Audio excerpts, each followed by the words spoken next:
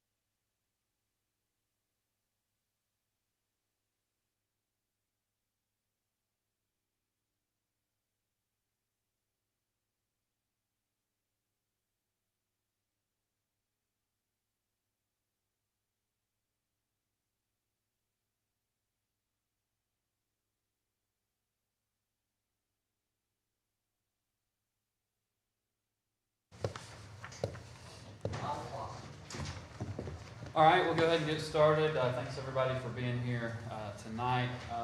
First thing we'll do tonight is let Judge Elliott got a topic to talk to us about. So feel free to come to the podium there.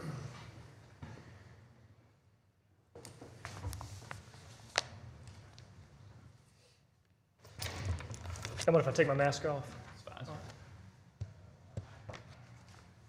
Mr. President, members of the Chamber, members of the public, good evening. My name is Charles Elliott, and it is my honor and privilege to serve each of you as one of your circuit judges here in Morgan County. For the last 2 years, I've had the distinct privilege of getting to serve the people of Morgan County as their drug court judge. And prior to serving as a judge, I worked in the Morgan County District Attorney's Office and was assigned to our drug court as the drug court prosecutor. For those of you who don't know, the drug court is a program where individuals that are charged with drug and drug-related offenses can plead guilty and enter into our drug court program. The average completion time for an individual in our program is 18 to 24 months. And during that time, we expect individuals to achieve and maintain long-term sobriety, attend individual or group substance abuse therapy, sometimes inpatient or residential treatment, perform community service, work towards employment if they are able to do so, pay any court-ordered monies, and become productive members of society. In addition to those expectations, what we often see are individuals that regain custody of their children, obtain their GED, become supervisors at their jobs, get their driver's license back, mentor others dealing with substance abuse, all while daily fighting their inner demons that are trying to get them to use again. Drug courts are the most widely researched criminal justice initiative that we have in this country, and 75% of those nationwide that successfully complete drug court are arrest-free 2 years after graduation. I'm here today to speak about tianeptine. As for the history of tianeptine, it was developed in France as an antidepressant, and today it is sold in gas stations across our country. In the last hour, I've gone and made a tour of Decatur. I purchased these Zaza Reds in District 3. I purchased these Zaza Reds in District 4. Let's see. I purchased, let me find them. I think I left them over there, Dad. They may have fallen out then. Oh no, here they are.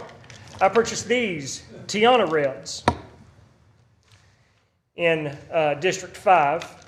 I purchased this Pegasus dietary supplement in District 2, and I purchased these Zaza Reds in District 4. In drug court, we had never heard of tianeptine, sold as Tianas or Zazas or Pegasus, until 2017. We'd had similar dealings with gas station dope, as we called it, called Kratom, back in 2014. Kratom was banned by the legislature in about 2016 or 2017, and then tianeptine exploded across the country, in Alabama and here in Decatur as well. Tianeptine is sold as a dietary supplement but offers the same effects as opioids, and in higher doses, heroin. It cannot be detected on a drug screen, as drug screen manufacturers do not have panels yet to find tianeptine, in the same way that we can determine the probability that someone has used marijuana, cocaine, alcohol, heroin, amphetamines, methamphetamines, and can see that in their system. What indicates to us that someone is taking tianeptine is when we perform a urinalysis drug screen on them, it flags that they are presumptively positive for barbiturates. When we send it to a confirmation lab, it comes back negative. Within about a month of us knowing about tianeptine in 2017, our drug court program banned our participants from using, purchasing, or possessing it. And yet we still face it as a challenge because it is so hard to detect on drug screens and readily available at gas stations, convenience stores, and vape shops in our community. So why is it dangerous? As I mentioned earlier, it replicates the effects of opioids, and in high doses it replicates heroin. It is highly addictive, but what makes it more dangerous than heroin is that the withdrawals that are present in Tiana can be fatal. If someone's addicted to heroin, we can put them in jail, and their life is going to be pretty miserable while they're coming off of it. But with Tiana, it can be fatal. We currently have an individual in our drug court program who is taking about 1 to 2 bottles of Tiana a day. And he was a delivery driver for a business in town, and he had been on the product for over a year before we detected it on his first drug screen. And he had been drug screened at least 2 times a week for approximately a year. And it took us a year to finally find it on his drug screen. The problem was I could not put him in jail until I could find a medical detox bed for him because I didn't want him to die. I've refused to take the risk of killing him to get him treatment. This should terrify you. I've worked with our drug court for 5 years, and the thought of an individual being a delivery driver while taking 1 to 2 bottles of this a day absolutely terrifies me. I spoke with Kirk Arrington, who is the sergeant over our Vice Narcotics Unit with Decatur Police Department. He went to Morningside Grocery on 11th Street and found that they routinely sell 20 bottles a day. The cost of these bottles here before you that I've purchased over the last hour range from about $20 to $30 a bottle. Morningside selling 20 bottles a day at about $25 a bottle means that they make $182,000 from the sale of Tianeptine every year. There are 17 gas stations along the Beltline and 6th Avenue here in town. There are 7 vape shops and vape shops selling as well. If only half of those 24 selling at the rate of Morningside, that's $2.1 million a year in gas station dope sold in Decatur. On September the 17th of last year, the Alabama Department of Public Health classified tianeptine as a Schedule II controlled substance, meaning that it has a high potential for abuse, leading to severe psychological or physical dependence. This would have banned it from being sold over the counter, as well as any products that contain it. Individuals and businesses had 45 days to challenge this before it became law, and it was challenged by a dietary supplement sales company out of Florida. That court case is now playing out, but as a result of that, the Department of Public Health has had to lift their ban. There is currently a bill in the State House this legislative session to ban it. I spoke with a member of our local delegation about it last year, and then when COVID hit, they had to prematurely end their session. I'm here before you today because I received a text message from a friend of mine that runs a sober living house in Hartselle. He sent me a copy of an article that Pell City successfully banned tianeptine within the last 2 to 3 weeks. If I'd known I could have petitioned our city council to ban this substance, I would have been before you when I was in the DA's office in 2017. Tianeptine, plain and simple, is gas station dope. It is the Texaco, Chevron, Shell, Exxon over-the-counter heroin. It is highly addictive, highly dangerous. It is deadly, and it is currently available to anyone in our community. In conclusion, there is no justification for the sale of tianeptine in Decatur, except to improve the bottom line for those businesses profiting from this drug. The cost of their profit is enormous to our city. It is not detectable on a drug screen, making it an obvious choice for those who suffer from substance use disorder or who are under court supervision. This lack of detection results in continued and increased use. Criminal activity is the result in the form of driving under the influence or supporting the growing need for the drug through breaking into residences to steal, to pawn things, to pawn items, to fuel the habit. But make no mistake, criminal activity is the result. We as citizens bear the cost of increased crime. We bear the cost of increased incarceration rates and increased emergency room visits. Respectfully, I'm asking that the City Council ban the sale of tianeptine in the city of Decatur. Thank you. Thanks, Judge.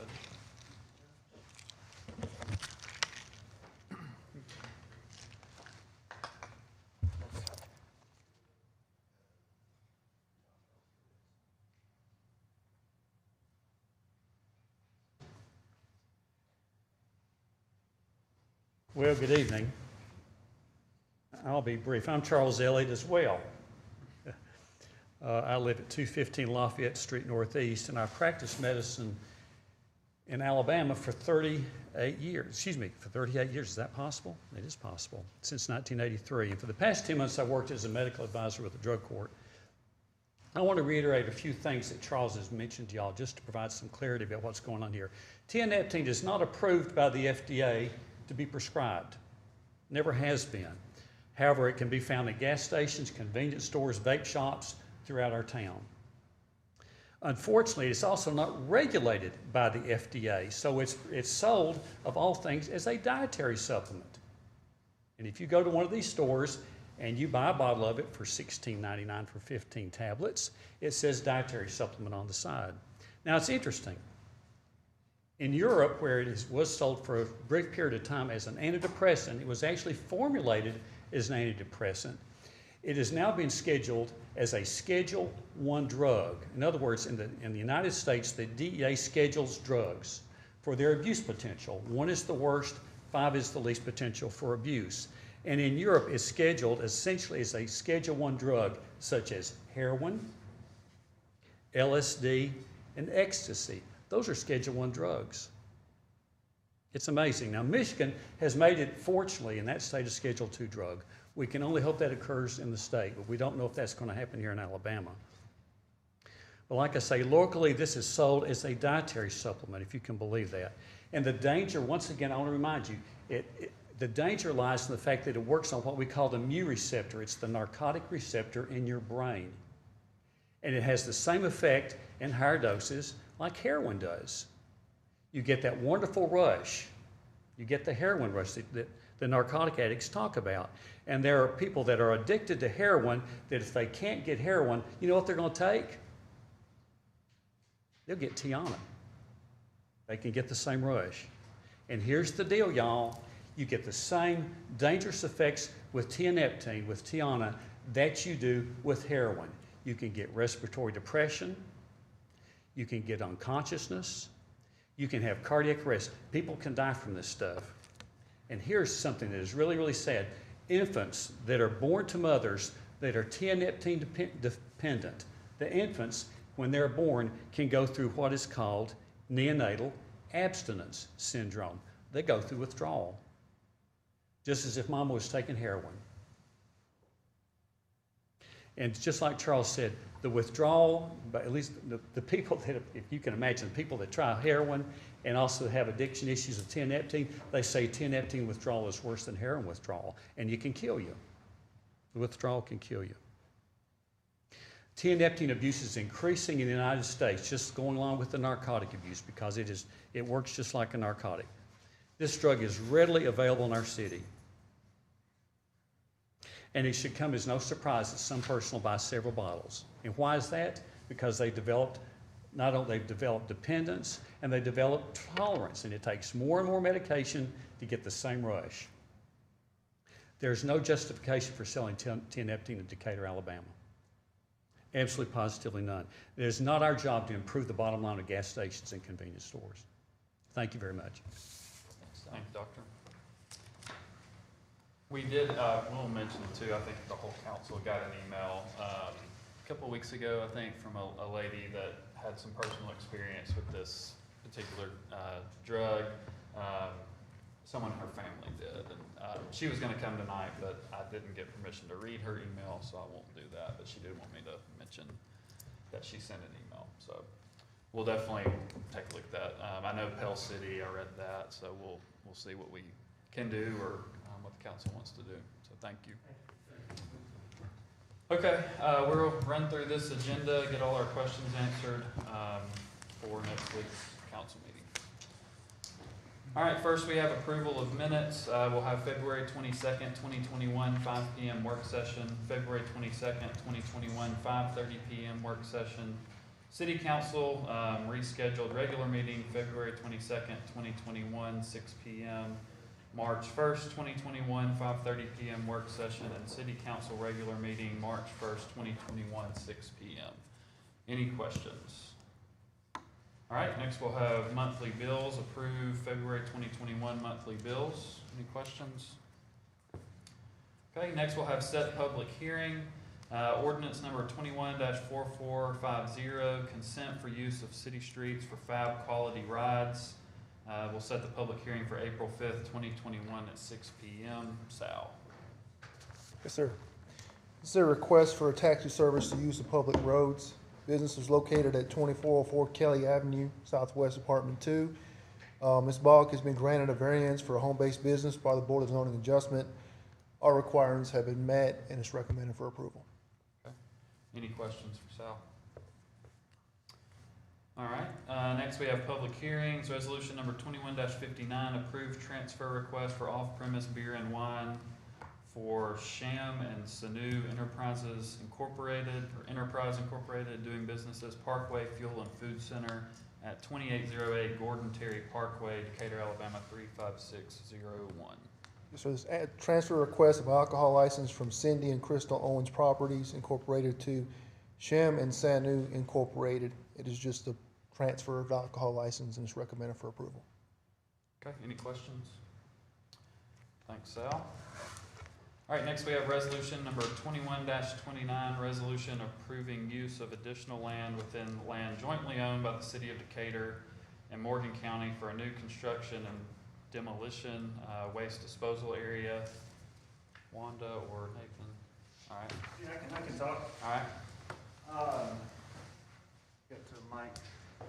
Nathan Tom, Berlin Pure out in Hacking Alley. I've had the opportunity to work with the city on this project.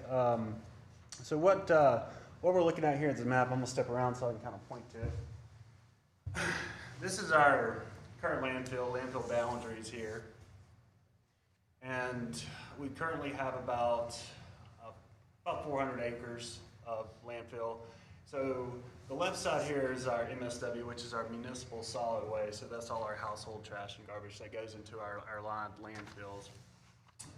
The east side here is our old MSW, which has within the past years has been closed, but major modification was accepted by ADEM several years ago to add C&D waste to these areas. And the C&D is construction and demolition, which is essentially all of your inert material that goes into the landfill. Since then, this area is starting or has reached capacity. So what we're looking at doing is applying for what we call a major modification to the current permit and expand the C&D areas to the east here. The green area that you see is essentially the boundaries that we're picking up. The city had previously or currently owns about 100 acres, a 100-acre tract here that we would be consolidating into our permitted area for the landfill. And then the blue area here is what we would call our disposal limits, which our disposal limits will be essentially our C&D sales that's going to take all the construction and demolition waste. The area that we're picking up, as far as the boundary area, you're looking at about 67 acres. I know you can't read that, it's kind of tiny. But the blue area will be adding about 41 additional acres, which would give us significantly more airspace for the C&D waste to go into. As part of the modification, ADEM requires a resolution from the city to be passed to approve the modification to the ADEM permit. Thanks, Nathan. Any questions? I wouldn't know the first thing to ask you. Any other questions? No. All right, thank you. All right, no problem. I'll get this out of the way. All right, next we have resolution number 21-60, approved request for a special use permit from T-Mobile at 1011 Prospect Drive Southeast. And I think Mr. Andrews, are you on the line? Yes, sir, Council President. This is David Andrews with CMS, the city's consultant for wireless telecommunications. The resolution before you is a request for modification by T-Mobile. It's located at Decatur High School at the high school stadium. They are currently co-located on one of the light standards there at the high school stadium. They currently have 6 antennas mounted on the tower. They're requesting to remove 3 of those and to add additional 3. So the antenna count will change, it'll remain at 6. They will also be replacing the remote radio units that are mounted behind the antennas, but it should be no aesthetic change to the site. CMS has reviewed the application and recommends approval.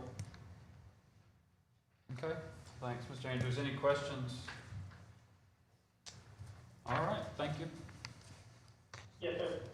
Next, we have resolution number 21-61, approved department head residency requirement. Harmon?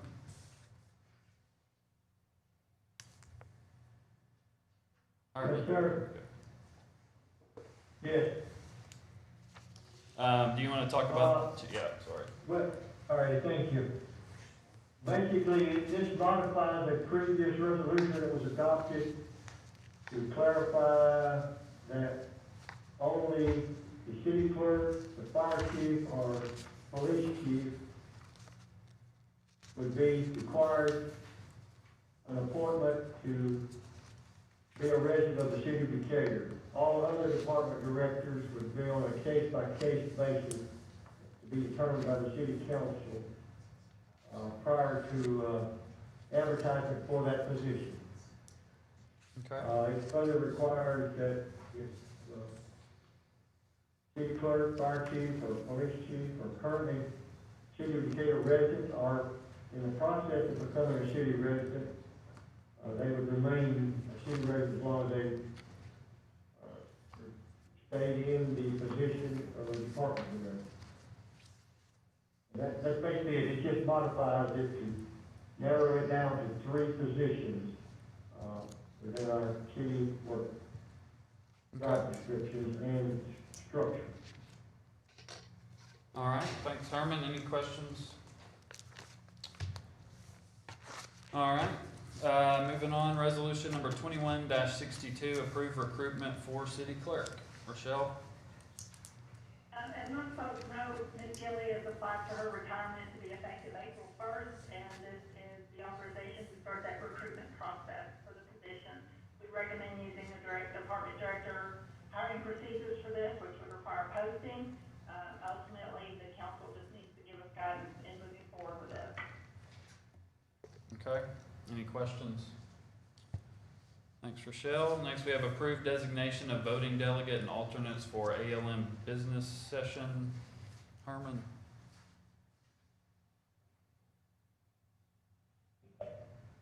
Yeah, the legal municipalities, their annual meeting, which will be in Huntsville, the legal municipalities, in order to have designated delegates that are voted to business meeting representing the city of Decatur, they require that the council approve a delegate, an alternate, 1 delegate, and an alternate 2. In other words, if the delegate cannot be present, then it would go to the alternate 1, and if the alternate 1 cannot be present at the business meeting, then it would go to alternate 2. The present designation that's being before you has the mayor as the delegate,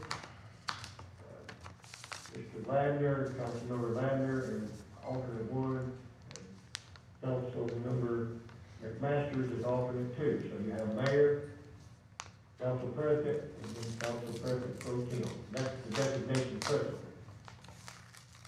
Okay, thanks, Herman. Any questions? All right, next we have resolution number 21-64, approve assistance to firefighter grant. Mr. Stover. Yes, this is a yearly grant that FEMA offers opportunities for cities to apply for assistance to firefighters. This application will include replacing some outdated extraction tools, hydraulic extraction tools with battery-operated extraction tools.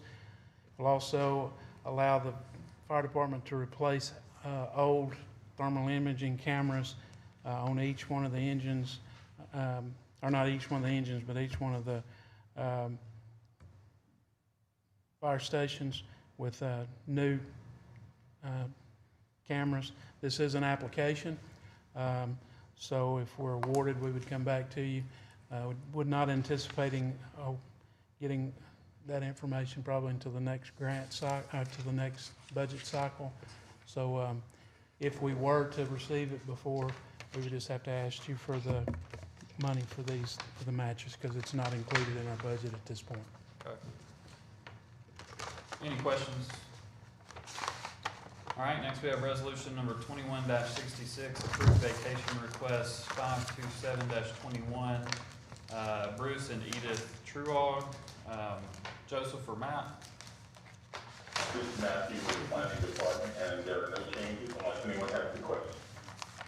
Okay, what are they wanting to do? Herman, I think I talked to you on this one.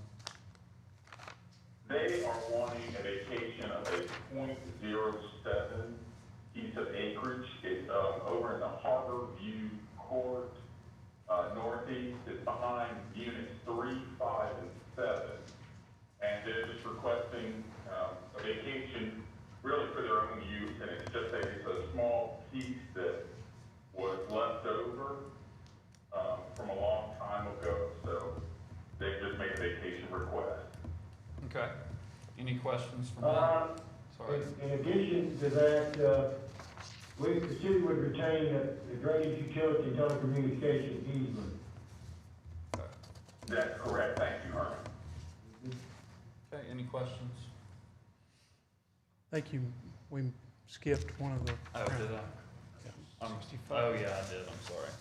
We'll go backwards. Resolution number 21-65, approve FP&S grant application. Sorry, Alan. Yeah, well, it's basically the same type grant, other than one's assistance to firefighters, the other is just a fire prevention and safety grant. It's also through the Department, FEMA. This would allow us to purchase digital 365 camera for the Fire Marshal's division, as well as tablets and cameras for the fire investigators.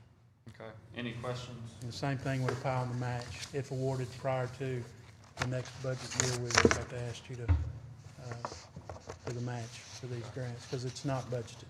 Okay. Thanks, Alan. Any questions? Sorry about that.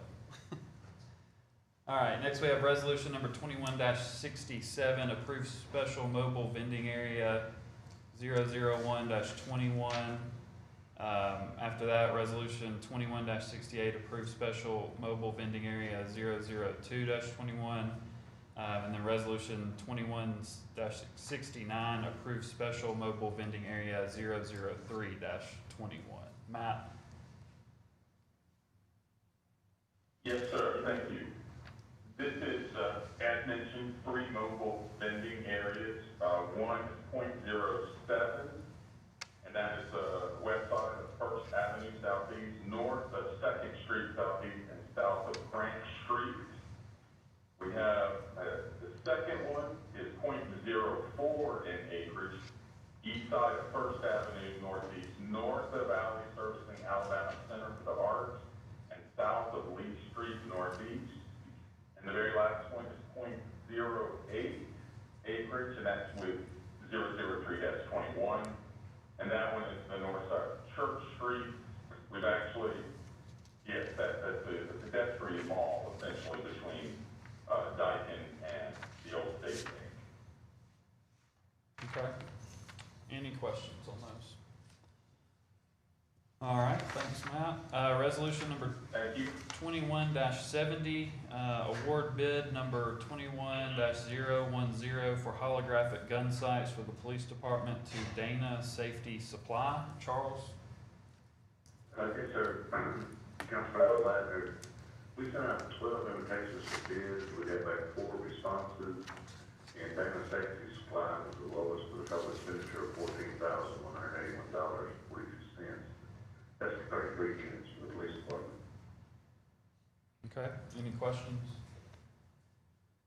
Thanks, Charles. Resolution number 21-71, award bid number 21-008 for bulk aggregates for the engineering department to the Rogers Group. Yes, sir. This one's a little more complicated. This is a recurring bid that we have to rebid every 3 years. We got 2 responses. One is the Rogers Group and one is Bulk Materials. In the bid document, it stated that they had to bid every item, each of the line items, to be considered responsive. Vulcan entered a no bid on 2 of the line items. However, we have provision in all of our bids that we didn't reserve the right to award to a single vendor or multiple vendors. If we did it based on the line items, this time needed to split on the number of line items each vendor could get. So it's the prerogative of the council how we'd like to proceed on that. Okay, any questions, Charles? Okay, thanks, Charles. Yes, sir. Resolution number 21-72, ADECA CDBG CD V grant approval. Mouthful. As most of you know, the city of Decatur is a CDBG entitlement community, which means basically that we get an allocation directly from Housing and Urban Development, directly from HUD. Through the CARES Act, there was money made available directly to the city for round 1 and 3 with the COVID relief funds. You all approved the first allocation. The third one will come to you, I believe, 2 weeks from now. We received a notification a couple of weeks ago that ADECA was also making $750,000 in CDBG CV funds. It's actually CV, not CDV. It's just CV. But that we're receiving from them an allocation for $750,000. All three of those has the same requirements, which basically says it's to prevent or prepare for COVID. One of the requirements for HUD that we have dealt with for 20, we became an entitlement community in 1990. So it tells you how long we've been an entitlement community. But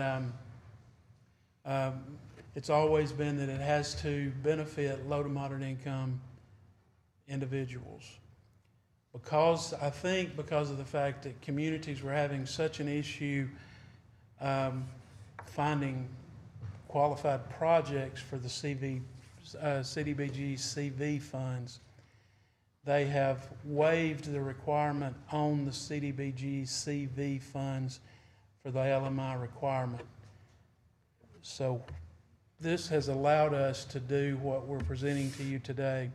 Otherwise, we were out of projects. We had, all close to $2 million. It was $1.5 million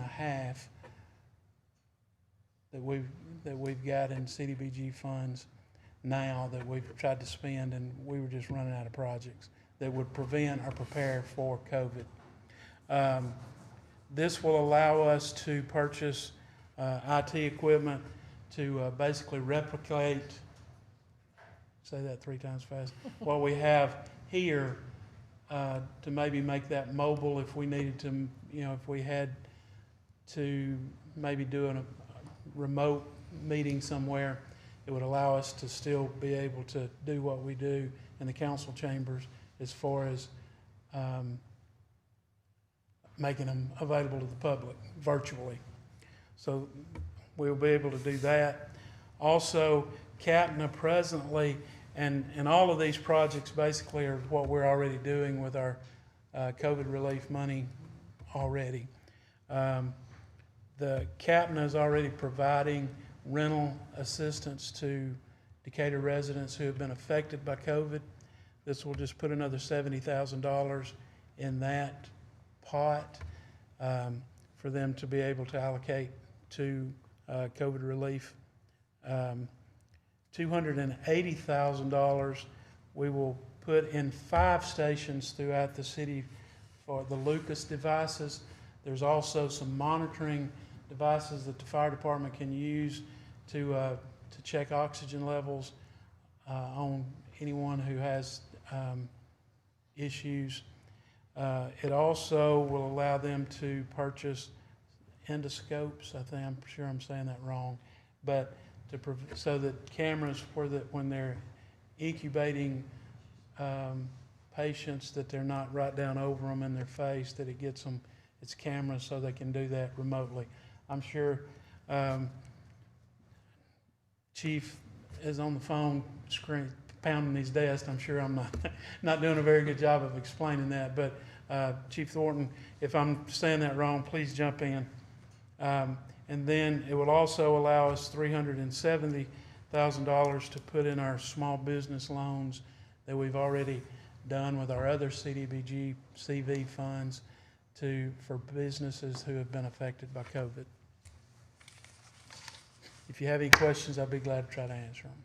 Thanks, Alan. Any questions for Alan? Do you administer those, or do those small business funds go through NARCO? No, Suzanne and I administer those ourselves. Thank you.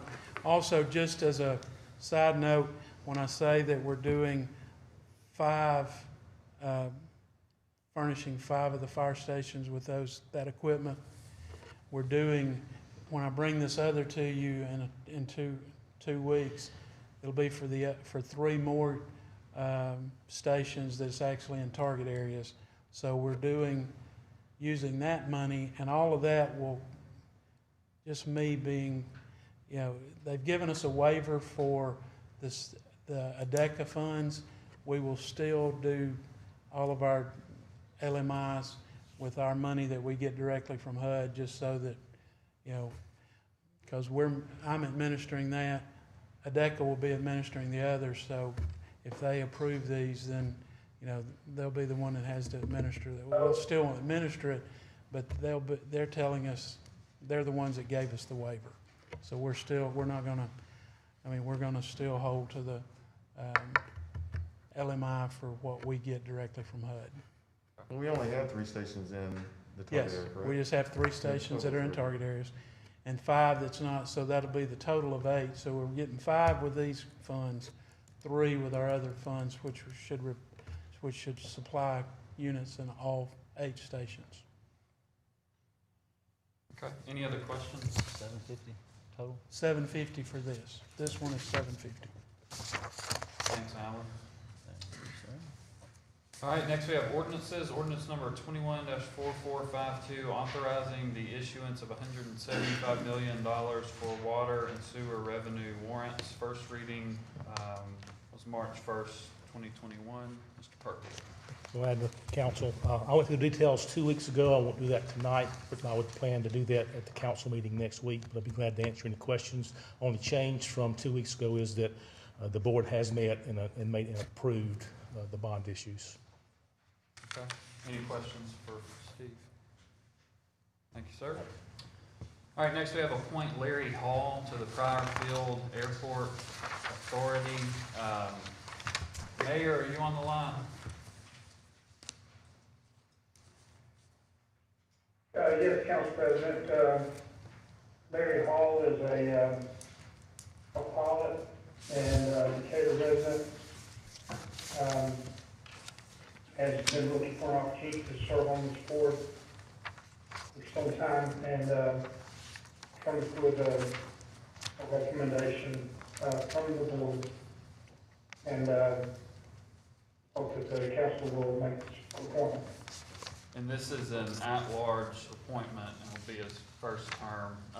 So if we approve it, I believe the county has to approve it. Okay. And Chairman Long said if we approve it, he'll get it on their next agenda. So, any questions on that one? All right. Next council work session will be held on March 29th, 2021 at 5 p.m. The next regular council meeting will be held on after next week, April 5th, 2021 at 6 p.m.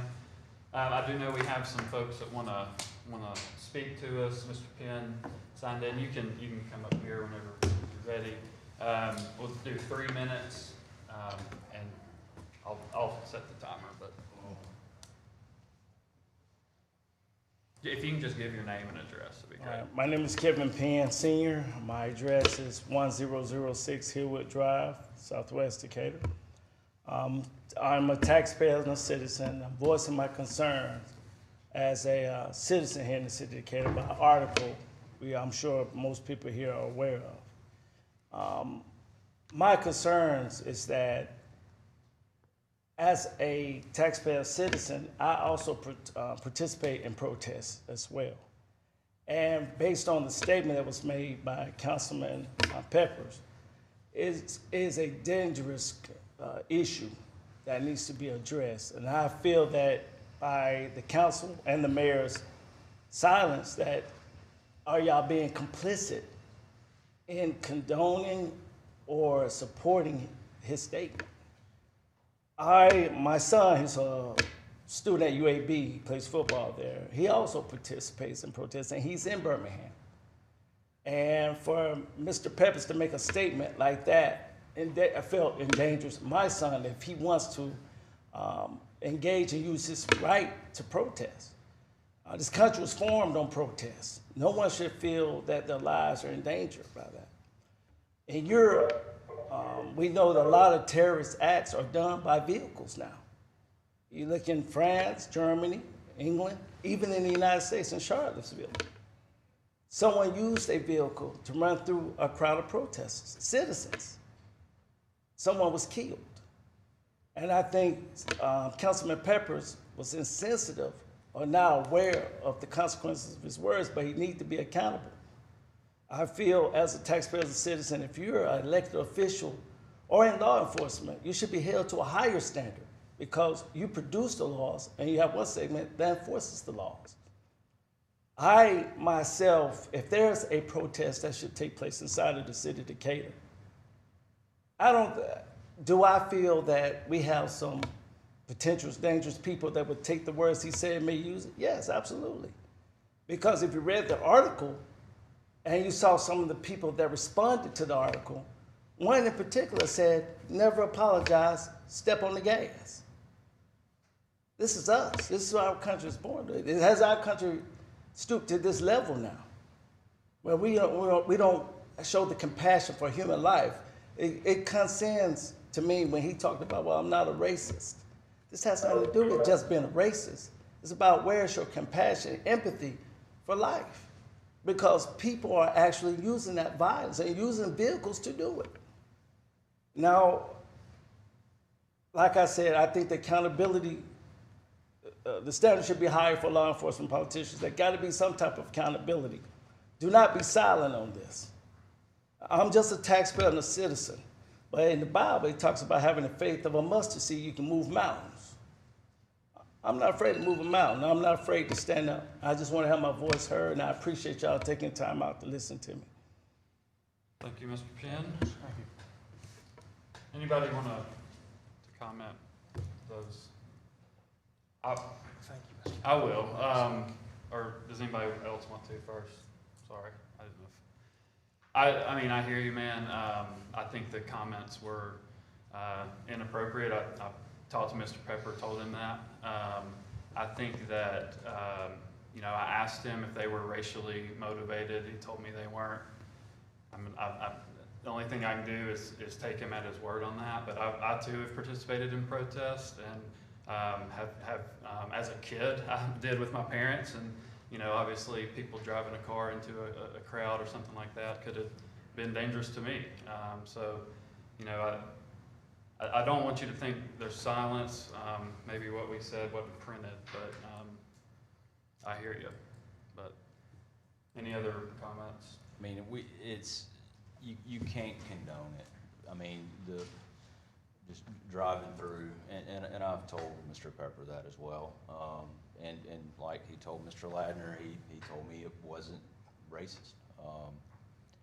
But the troubling thing to me was advocating of driving a car through protesters. And I mean, you know, in college, who didn't? You know, I mean, I've been there too. Well, Mr. Penn, I'll add to your comment as well, and I will tell you that it's, like they said, not just a non-racially motivated post. It was nothing to do with racism, but I will tell you that a part in your comment said that that's not what it was about. It was about the harming of another citizen, and I want to tell you I respect you for coming up to speak and giving your comment about tonight. And the post that was made was a very ignorant and arrogant post, as I've stated before. Should I have made that post? No. I do not know how I can be held accountable. I tell you that as much as the public has reached out to me over the past 48 hours, I'll tell you that I have regretted nothing more than that a day in my life. I've regretted that the most than anything else I've ever done.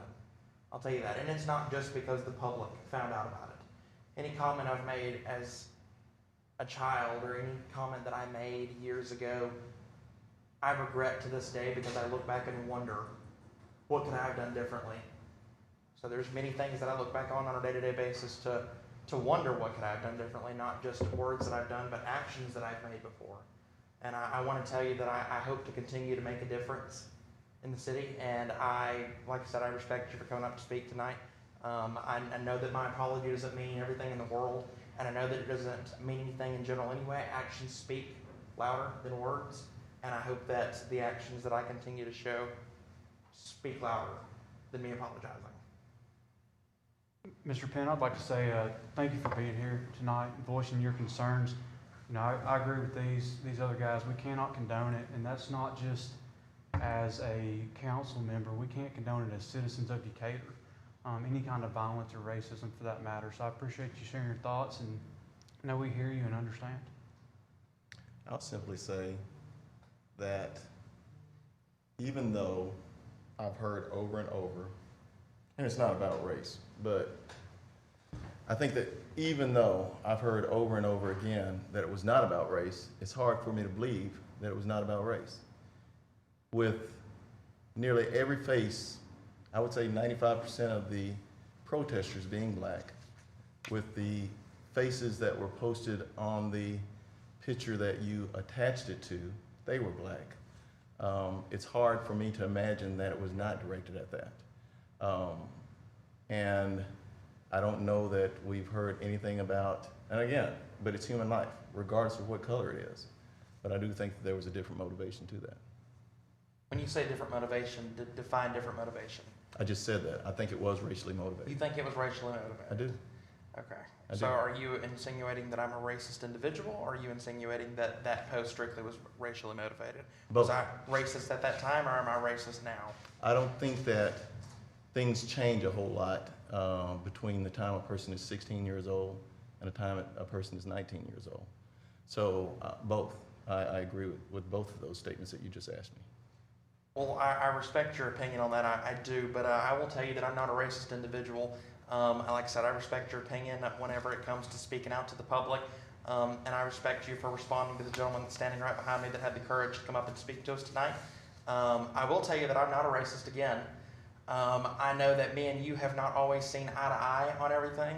I know that me and you have had minor disputes outside of these chambers, including one last week, but I'll tell you that I'm not a racist. I don't know where you get that at. At the same time, as well as the article that was shared on there, nothing about the post mentioned race, and under any circumstance. As a matter of fact, I don't even know if the gentlemen that were standing on there on the post were, I don't know if they were on there at that time. They can edit articles between now and then. I don't think AL.com releases a paper. But if you, like I said, you continue to think it's race, that's fine. I respect your opinion either way, but I'll tell you I'm not a racist individual. I don't know really how to defend a comment like that, other than, I guess, actions speak louder than words. So. Yeah, I think the comment is basically indefensible. So I don't know that you can defend it. But you can't defend something ignorant. So. The insinuation, again, with the participants being nearly all black, with the photos of the people who were on the post that you attached it to being black, it's hard for me to believe anything otherwise. So you asked me, and I've told you now. And as far as any sort of, I didn't know that we had ever had any real dispute other than, like I said, I was talking to Herman and you butted in when I was talking to You were another. attacking Herman in the parking lot. There's a I big think difference between. Herman's on this line. Herman is on the line. As a matter of fact, we spoke about it earlier. I didn't attack it.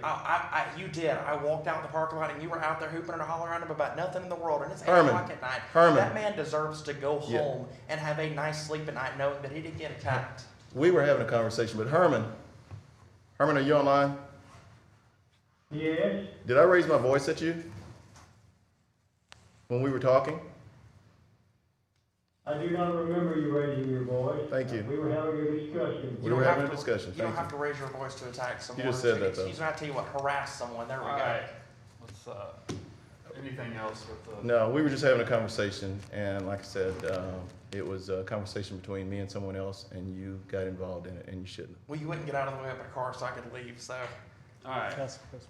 I appreciate you giving me the opportunity to speak, and as you can see, we do have some issues that I hope that you all would do more than just voice, that y'all would really address it, because there might be some real issues here that need to get addressed by y'all. And we elected y'all as our officials to be our leaders. We hold y'all accountable. We're gonna hold you responsible. Y'all need to deal with this. And thank y'all for your time. Thank you. Thank you, Thanks Mr. for being here.